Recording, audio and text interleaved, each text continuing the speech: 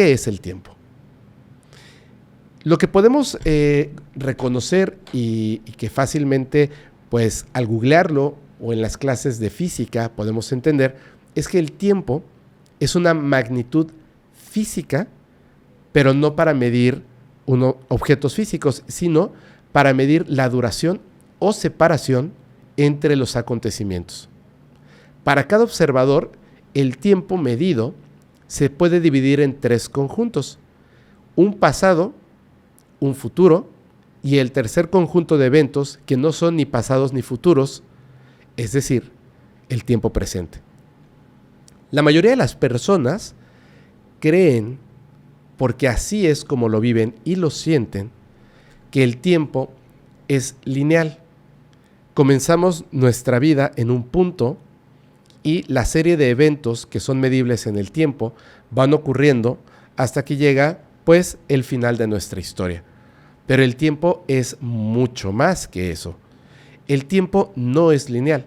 El tiempo es una percepción de la mente que, gracias a las matemáticas y la inteligencia humana, somos capaces de medir. Ahora, la primera regla de cualquier tipo de, de materia de estudio tendría que ser que exista para poderse medir. Sin embargo, qué extraño, por cómo funciona la percepción del ser humano, podemos medir el tiempo, pero sabemos que no existe tal cual como lo definimos. Es decir, si nosotros tuviéramos una conciencia mucho mayor, si estuviéramos con nuestra conciencia en una cuarta o quinta dimensión, entenderíamos que el tiempo no existe porque está ocurriendo siempre en todo momento. Es decir, que el presente, pasado y futuro de diversas líneas temporales están ocurriendo al mismo tiempo. Por lo tanto, si nosotros tuviéramos una conciencia en una cuarta o quinta dimensión, el viaje en el tiempo no sería necesario porque estaría ocurriendo siempre en todo momento. Es decir, que estaríamos navegando a través del tiempo y el espacio siempre, pero no solamente en línea recta, sino en todos los ejes. Podríamos acudir a cualquier acontecimiento del pasado, del futuro o de distintos presentes. Pero así es como funciona la realidad. Lo que sucede es que nosotros no podemos entenderlo ni verlo de esa manera. Por lo tanto, como entendemos que el tiempo es una línea recta, que no lo es, cuando ocurren desfases temporales, ocurren situaciones extraordinarias. También es muy extraño que estos desfases temporales ocurran para situaciones que nos ayudan a entender el tiempo, nuestro entorno, o que nos ayudan a entender algo que tiene que ver más con el espíritu, con el corazón, con lo que nos hace ser humanos. Presten mucha atención a lo siguiente. Vamos a definir rápidamente qué es un desfase temporal. Podríamos decir, si después de haber interpretado lo que es el tiempo, un desfase temporal sería la falta de correspondencia o sincronización espacial o temporal entre diversos eventos. Por ejemplo, está todo lo que tiene que ver con el efecto Mandela. Ese sería un desfase temporal de ser cierto. Ahora, vamos a ir con uno de los primeros ejemplos. Si ustedes ya conocen alguna de estas historias que utilizamos a manera de ejemplo, por favor, se los pido, se los suplico, no hagan spoiler en el chat. Por favor, es importante. Muchas gracias. Vamos a este primer caso. El caso del vuelo 914. Este vuelo, el 914 de Panamérica, esa es la aerolínea. Este evento sucede el 2 de julio de 1955. Se conoce que este avión había despegado sin incidentes desde el Aeropuerto Internacional de Nueva York con destino a Miami. Llevaba a bordo a 57 pasajeros que seguramente se dirigían a Miami para pasar unas hermosas vacaciones en las playas de Florida. Aquí estamos viendo a la gente abordar este avión. Resulta que, aunque la duración del vuelo era aproximadamente de 3 horas, la aeronave desapareció repentinamente de los radares en algún punto de su trayecto. Esta anomalía se vio agravada por la falta de cualquier señal de auxilio o comunicación por parte de la tripulación de la nave. Es decir, que no hubo una solicitud o un pedido de auxilio por parte de los pilotos o la tripulación de este avión. Esto generó una preocupación inmediata en las autoridades, como así también en los familiares de los pasajeros que estaban ahí. Aquí podemos ver algunos de estos familiares en el interior del vuelo. Las autoridades aeronáuticas, en colaboración con el gobierno de Estados Unidos, iniciaron una búsqueda de inmediata de este vuelo desaparecido. Sin embargo, a pesar de los recursos técnicos y humanos desplegados en esta operación de rescate, no hubo rastro alguno del avión, ni siquiera un indicio.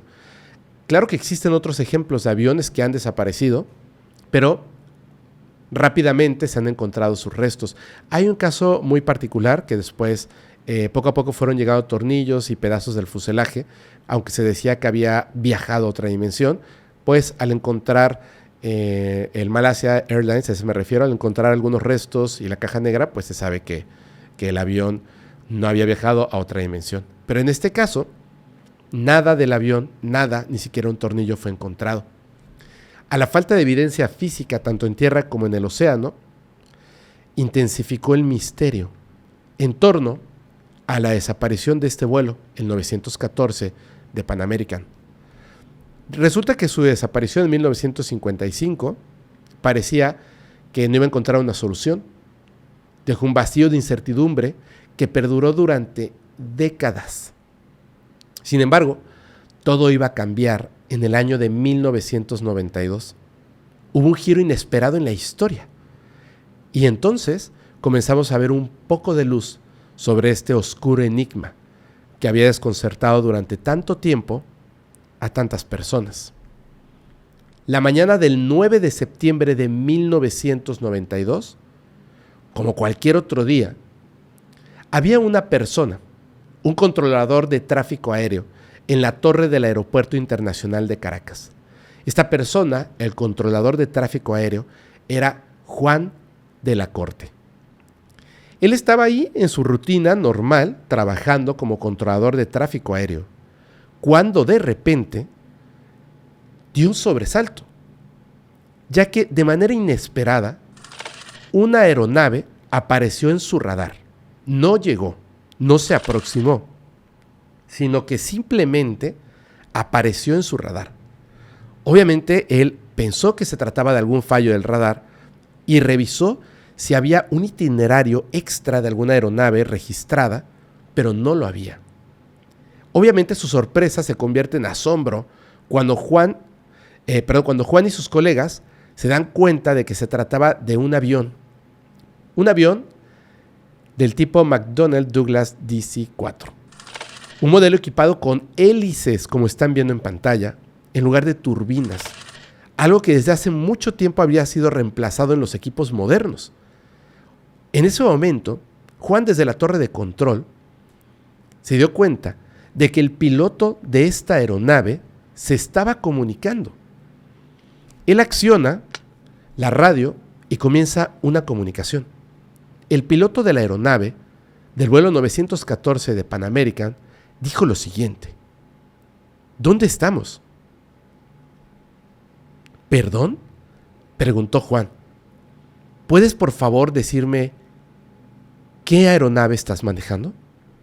Y le dijo: estoy en el vuelo 914 de Pan American, volando de Nueva York a Miami. Tengo programado aterrizar en el aeropuerto de Miami a las 9:45 de la mañana del 2 de julio. ¿De qué año, perdón? De 1955. En ese momento, obviamente, la torre se llenó de un silencio terrible. Todos estaban intentando comprender lo que acaban de escuchar. ¿Era una broma? ¿Era acaso un problema mayor? Habían pasado 37 años desde que ese avión había desaparecido. Juan, como todo un profesional, mantuvo la calma y coordinó el aterrizaje del avión. Una vez en tierra, el personal de control de vuelo se dirigió a la rampa para presenciar un inexplicable evento. Todos vieron cómo este antiguo aparato aterrizó y se desplazaba por la pista. Una vez concluido el proceso de seguridad de los pasajeros y la tripulación, Juan preguntó por la radio a los pilotos: ¿son ustedes conscientes de que actualmente es el año de 1992? La respuesta del piloto tardó un poco, cuando de repente respondió con la siguiente pregunta: ¿de qué demonios estás hablando? Sin previo aviso, el piloto llevó la aeronave de vuelta a la pista. Quizá estaba asustado y despegó de nuevo, sin autorización, ni siquiera había repostado el combustible. Minutos después, el avión desapareció una vez más, sin dejar rastro en el horizonte ni en los radares. Nadie pudo explicar lo que había sucedido aquella mañana en Caracas.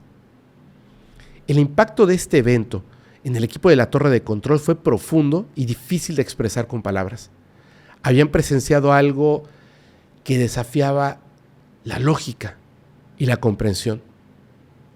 Un avión de 1955 con pasajeros que supuestamente habían desaparecido o perecido en la nada hace 37 años, dejando un misterio enorme, había aparecido frente a sus ojos. Las familias de los pasajeros y la tripulación recibieron compensación económica de la aerolínea en 1955. Y sin embargo, este incidente se volvió un enigma más grande, un enigma sin respuesta en la historia de la aviación. Aquí podemos ver un periódico de la época que estaba hablando acerca de este avión que había aterrizado en Caracas, pero que había desaparecido en 1955. Ahora, ¿cuesta creer esta historia? Por supuesto que sí. A veces les comento que las historias falsas llegan a lastimar los eventos reales.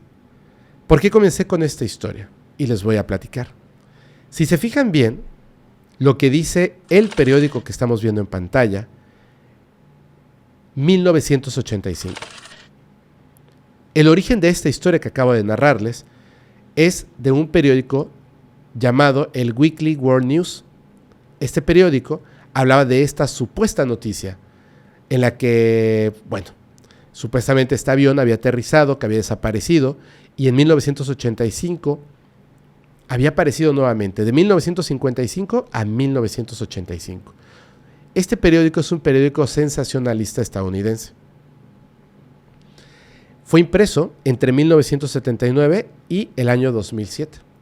Ocasionalmente publicaba sucesos reales, pero la mayor parte del tiempo los sucesos de los que hablaban eran invento de sus editores y escritores de este periódico.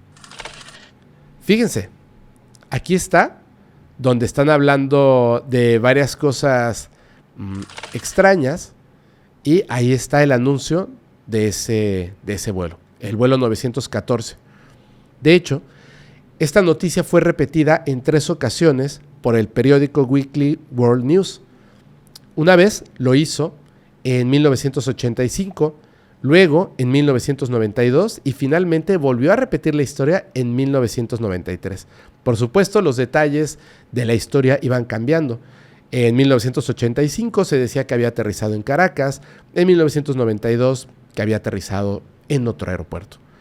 Y así es como podemos enterarnos de que el vuelo 914 de Pan American, extraviado según estos registros, pues en realidad no había existido. Esta es una historia falsa.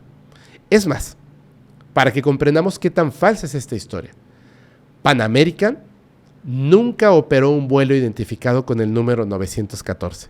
De hecho, le atinaron a un número que nunca había sido utilizado. Obviamente, pues, esta es una historia falsa y al final es una historia que se viraliza cada cierto tiempo en internet. ¿Por qué comenzamos con esta historia? Porque esta historia nos ayuda quizá a comprender de cierta forma lo que es un desfase temporal. Ahora, voy a contarles una nueva historia. Voy a contarles la historia del avión A551.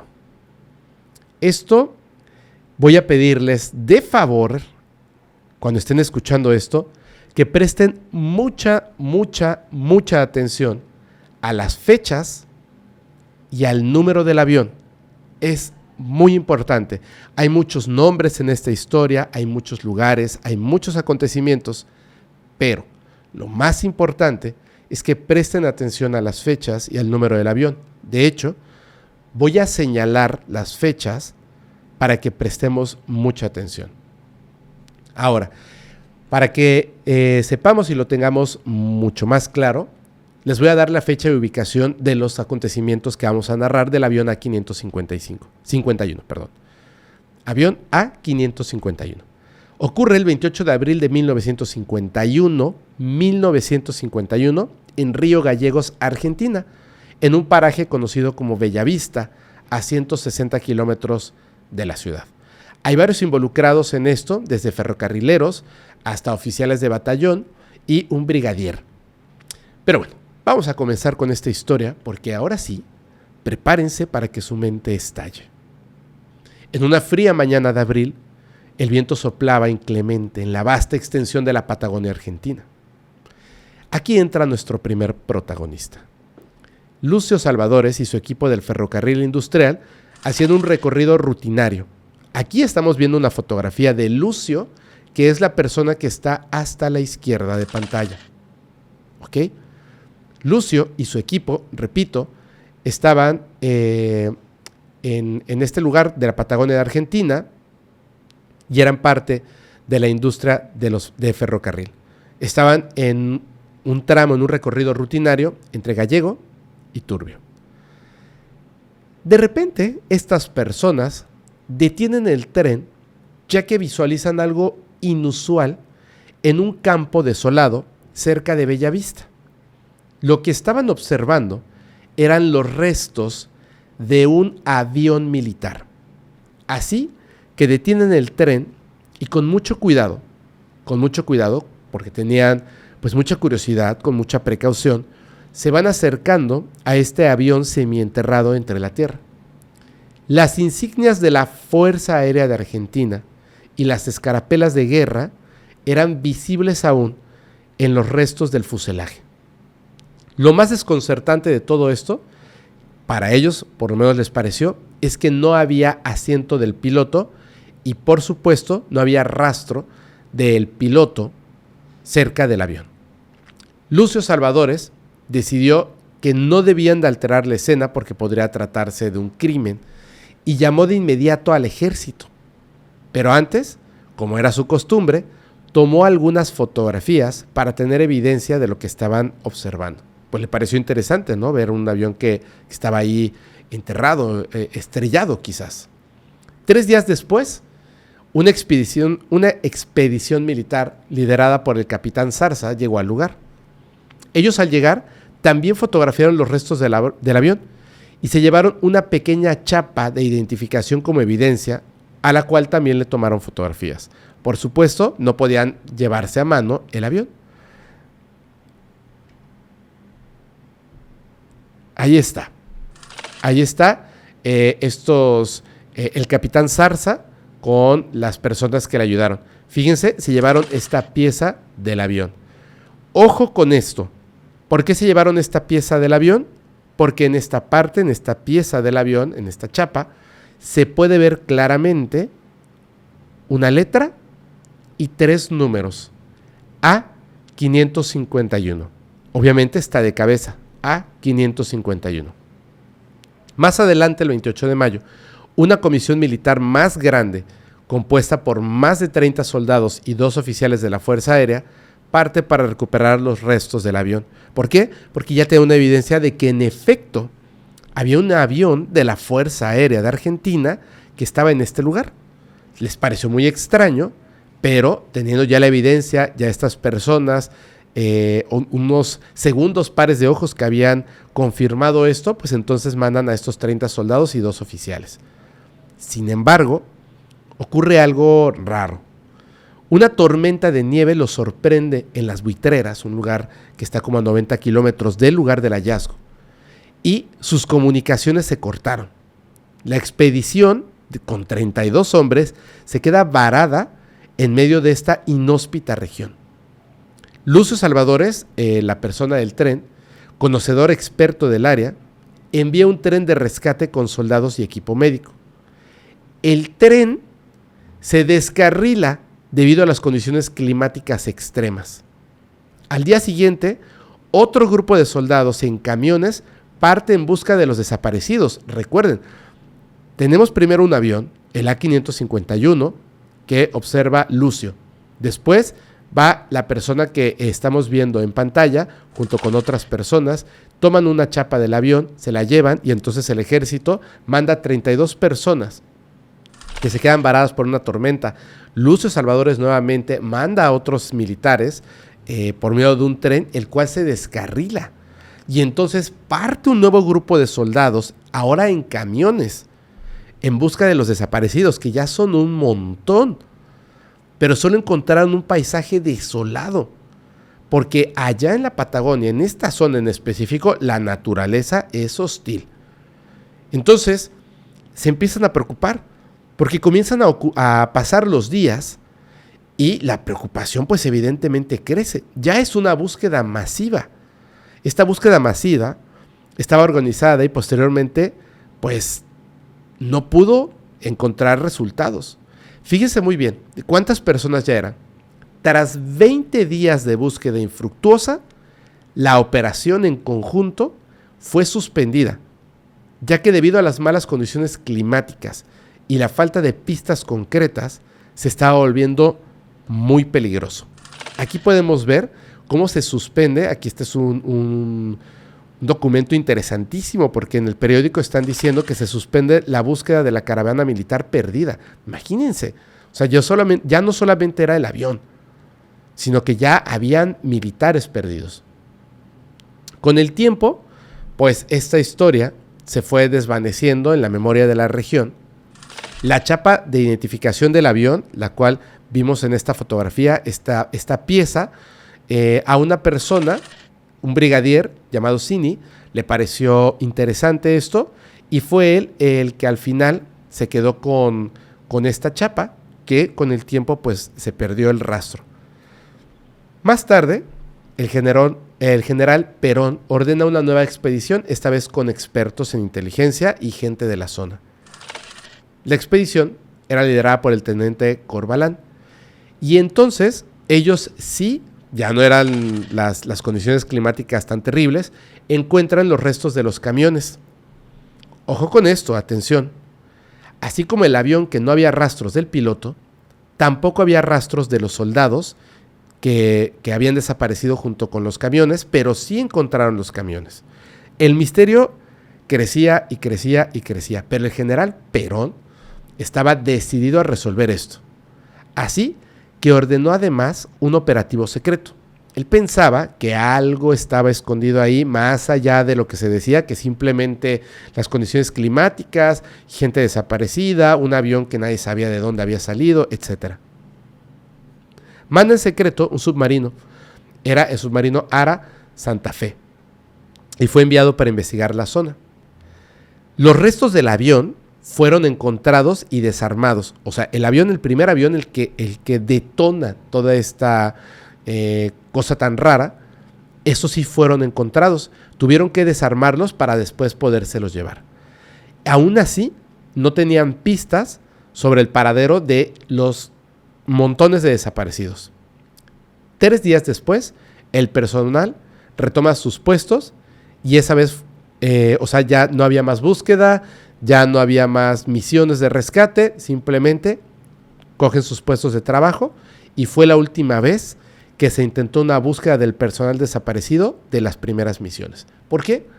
Porque no estaban encontrando nada, no habían rastros de estas personas, como si hubieran simplemente desertado y se hubieran adentrado en el bosque, o quién sabe qué hubiese pasado, pero como no encontraban cuerpos, de estas personas, no encontraron al piloto, pero sí encontraron los camiones, sí encontraron el tren descarrilado y sí encontraron el primer avión reportado, el cual desarman y después se lo llevan, empieza a pasar el tiempo. Yo les dije que tuvieran mucho cuidado con la fecha. ¿Por qué? Porque todo esto que les estoy contando ocurre, y recuerden, por favor, espero que hayan apuntado por ahí la fecha o lo tengan así muy, muy, muy presente, pero todos estos acontecimientos que les acabo de narrar del avión, ojo, para que también lo tengan así bien, bien, bien, bien, bien marcado, el avión A551, les vuelvo a poner la fotografía para que no se les olvide, ahí está, parte del fuselaje, lo que se le conoce como una chapa, ahí está. A551 y de hecho ustedes pueden ver la fecha que está marcada en esta fotografía. Todo esto del A551 comienza exactamente. Ay, no les quiero dar una fecha que no sea porque ya vi una que no es, pero esa no es que tengo varias fechas aquí. La misión comienza, ahora sí, comienza a partir de que observan este avión que estaba ahí perdido. El señor Lucio comienza exactamente el 28 de abril de 1951. Esta dice mayo, porque esta fotografía fue tomada 3 días después de que se hace el primer encuentro, 28 de abril de 1951. Muy bien. Ahora, les estoy contando todo esto y espero que ya no se olviden de la fecha, 28 de abril de 1951, porque más adelante, ocurre un evento que me parece que es extraordinario, más allá de todo lo que les acabo de narrar. Lo que sucede es que estas personas que ya habían dejado, pues por la paz, todo lo que tenía que ver con el avión y todo lo que tenía que ver con el tren y todo lo que tenía que ver con las misiones de rescate en camiones y más, simplemente los dejan pues por la paz, como un evento simplemente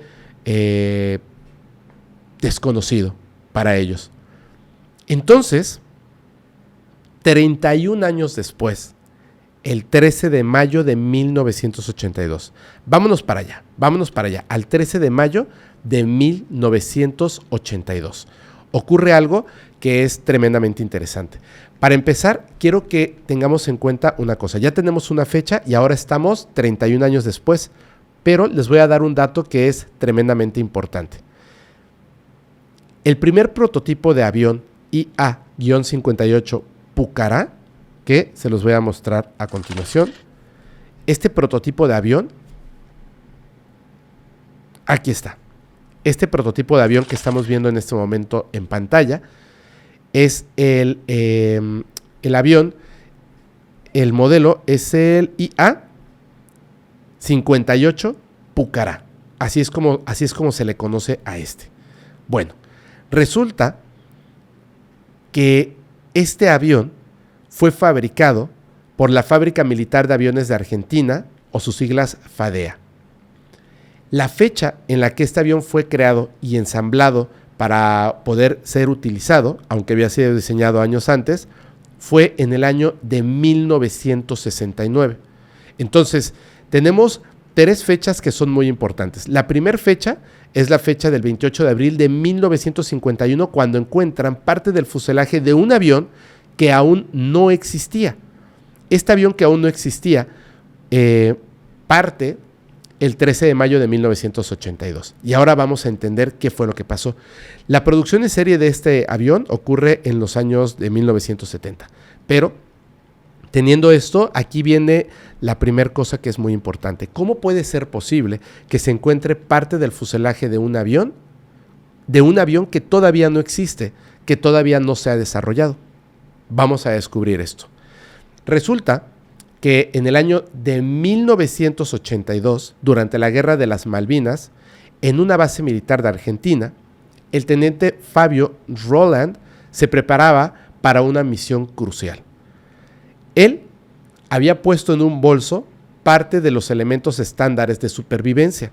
Estaba acostumbrado a esto, estaba entrenado para esto. Y además agregó algunas provisiones adicionales. Una cantimplora, 2 paquetes de cerealitas, 2 latas de paté, etc. Rowland sabía que en medio de este conflicto y lo que él tenía que hacer en esta misión especial, pues no estaba tan seguro del lugar donde iba a aterrizar. Sabía de dónde iba a despegar, claro. Entonces, la base estaba en alerta máxima. Dicen que varios comandos ingleses habían desembarcado cerca y se propagaban rápidamente. Así que Rowland, a bordo de un avión, de su avión del tipo IA-58 Pucará, debía de despegar, detectar y comunicarse de inmediato con el comando en Gallegos, en Argentina. Él tenía que observar si esto era así, aquello de que se estaban acercando a los ingleses. Así que despega en su avión, el que estamos viendo en pantalla, o un modelo como el que estamos viendo en pantalla, y durante la primera media hora de vuelo, él va sin novedad, va tranquilo, el ambiente estaba pues bien, normal. De repente comienza a escudriñar la costa. Estaba esforzando la vista, así a simple vista, en búsqueda de cualquier indicio de estos enemigos quizás. De repente, él dice haber vislumbrado un destello sobre el mar a su izquierda. Así que gira la cabeza y se encuentra, escuchen muy bien, con una bola de luz que seguía un rumbo paralelo al avión. Esto es bien común, los llamados Foo Fighters. En tiempos de guerra, es muy común que los pilotos hablen acerca de estas esferas o bolas de luz que lo siguen muy de cerca, en este caso en paralelo. Dice que más o menos a simple vista él calculaba que estaba a unos 200 metros de distancia. Para que vean, les voy a poner una recreación de lo que estaba viendo en ese momento. Fíjense. Esto es, repito, esto es una recreación de lo que él estaba viendo. No es un video real, ¿ok? Él estaba siendo seguido, quizá, por esta esfera que se movía rápidamente y en paralelo a él. Una esfera de luz que lo iba siguiendo. De repente, mientras él estaba pues ahí en esta persecución ahora, hay unos diálogos que mantiene junto con personal militar. Lo que dice es: Torre San Julián, tengo un contacto luminoso a las 3 a 300 pies, ¿lo registran? Esto era con la base aérea militar que estaba hablando. Desde la base aérea militar le dijeron: negativo, teniente, solo tenemos el eco de su nave. Describa el contacto, por favor. Él, en ese momento, les comentó, es un objeto luminoso de unos 4 a 6 metros de diámetro. No logro identificar su estructura por el brillo. Se desplaza siguiendo mi patrón de vuelo a mi izquierda. Estoy a 30 kilómetros del río Santa Cruz. Copiado, teniente, le dijeron. No lo tenemos en el eco. ¿Cree que es hostil? Dice, bueno, no ha hecho ningún movimiento, solo está paralelo a mi nave. Muy bien, tenga cuidado, teniente. Estoy consultando para ver si no es algún dispositivo de algunos militares, pero bueno, mientras tanto, copiado. En ese momento, él comenta, después de haber terminado la comunicación, que esta luz giró sobre el avión, casi rozando la cola de su avión, el avión de Rowland, del teniente Rowland, y se dirigió al interior del continente ascendiendo a unos 3,000 pies. Esto, por supuesto, a una velocidad impresionante. Entonces, inmediatamente se vuelve a comunicar con la base aérea militar y les dice, oigan, el contacto cambió de dirección y altura. Solicito permiso para seguimiento y eventual intercepción porque me parece que se trata de un aparato hostil. Permiso concedido, le dice inmediatamente. Manténgase a distancia de combate, pero no actúe a menos que la situación lo requiera. Nosotros no tenemos eco del intruso del cual usted nos está hablando. Copiado, dijo Rowland. Y armó los sistemas de misiles de su nave, se preparó, pues, para en cualquier momento comenzar este ataque. Encendió el radar de intercepción y esperó mientras ascendía a la altura de vuelo de aquel objeto. Este objeto volvió a modificar su altura, descendiendo de 3,000 a 300 pies. Y así comenzó un viaje a través del cielo de la Patagonia, mientras el teniente Rowland iba persiguiendo a este objeto extraño Intenta comunicarse nuevamente con la base aérea militar, pero ahora ya no lo lograba. Había puro ruido blanco. Y desde la base aérea militar también pasaba lo mismo. Trataban de comunicarse con Roland, pero no podían. Lo último que quedó registrado de esta conversación entre el teniente Roland y la base aérea militar es la siguiente. Y les voy a poner ahora una fotografía, porque esto les va a volar la cabeza. Le dice el teniente Roland a la base aérea militar. Observen lo que está en pantalla. A551 a base aérea militar. No logro copiar comunicación en ninguna banda. Si reciben esto, informo que el objeto está a la vista de otros 3 de mayor diámetro. Están 90 kilómetros rumbo del río Santa Cruz. Procedo a trazar curso de evasión y volver a la base. Nada más se supo del avión biturbo hélice del teniente Roland. Al día siguiente, varias aeronaves de la Armada salieron en la búsqueda del teniente y su avión. 2 helicópteros con personal de rescate se unieron a esta búsqueda. Todos siguieron varios patrones de vuelo por donde sabían que había estado el teniente Roland, pero no hubo novedades de la nave. Fíjense muy bien, estamos viendo en pantalla una aeronave, la aeronave del teniente Roland. Y me gustaría que se dieran cuenta del número que está ahí. ¿Qué ocurrió con esta búsqueda? Desafortunadamente, como les contaba, estaban en tiempos de guerra. Y esta guerra se intensificó. Las aeronaves de combate fueron con el tiempo puestas a disposición del Comando de Regiones Aéreas Gallegos. La búsqueda fue suspendida a los 4 días. Sin embargo, aeronaves del Escuadrón Fénix, aviones privados que forman una milicia aérea civil, continuaron buscando durante varias semanas la nave que estamos viendo en pantalla, la A551, y al teniente Roland. Finalmente, el teniente Roland y su avión con matrícula militar A551 fueron reportados como bajas de combate, y el asunto, con tantos militares, tantos pilotos que perdieron la vida, pues simplemente era un número más entre las bajas de combate. Ahora, el enigma de esta historia es el siguiente. Los hechos están registrados en la historia con fechas concretas, con fotografías donde están marcadas 2 eventos extraños y extraordinarios. Por una parte, un avión que desaparece en época de guerra, un avión marcado con las placas A551 que piloteaba en aquel momento el teniente Roland. Y por otra parte, personas que en 1951 encuentran el avión. Pero hay un grupo de personas desaparecidas, incluyendo al teniente Roland. Y por ejemplo, vamos a ver esta comparativa de las imágenes. Ellos tomaron la mitad de la chapa y yo quiero que observen 2 cosas que son súper interesantes, 2 cosas que son tremendamente interesantes.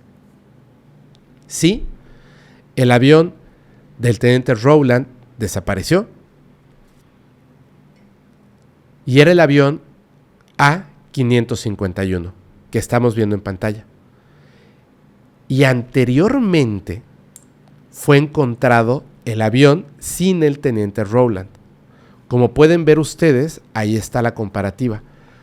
Pero si hacemos un poco más aguda la vista, nos vamos a dar cuenta de lo siguiente. Y para quienes escuchen nada más esto, les voy a decir qué es lo que pasa.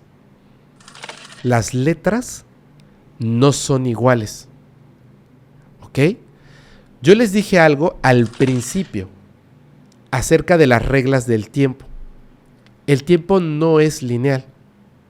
El tiempo transcurre en varios momentos al mismo tiempo, es decir, que ya existe.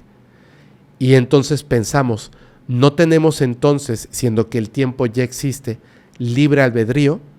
Y la respuesta es sí, porque el tiempo, al no ser lineal, existen una cantidad infinita de posibilidades en el tiempo. Es decir, otras realidades con sus propias líneas, por así decir, de tiempo, donde están ocurriendo eventos similares y a veces un poco distintos. Otras tantas totalmente ajenos a la realidad que nosotros estamos experimentando en lo que parece ser un tiempo lineal. Fíjense, y yo les hago la siguiente pregunta. No tengo la respuesta, pero les hago la pregunta a ustedes. Siendo que se trata del mismo avión, donde están ocurriendo casos donde desaparecen inexplicablemente personas, este caso de desfase temporal se trata de un avión que viajó en el tiempo y además a otra realidad donde el mismo avión A551 había desaparecido, pero no era exactamente el mismo avión, porque como pueden ver, no son iguales los números. 3 décadas separan a estos dos hechos. 3 décadas que nos hacen ver que existe algo llamado desfase temporal, donde personas incluso pueden llegar a desaparecer. Es un enigma, por supuesto, es un enigma.